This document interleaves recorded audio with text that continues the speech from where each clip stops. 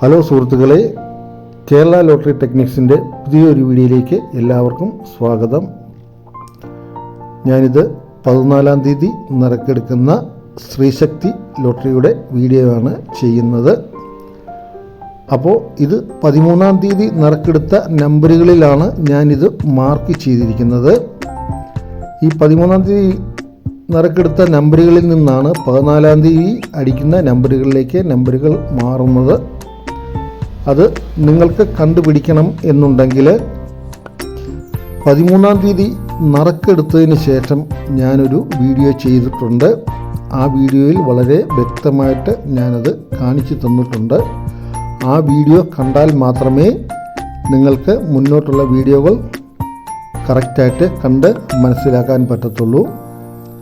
അപ്പോൾ ഞാനിത് അധികം സംസാരിക്കുന്നില്ല.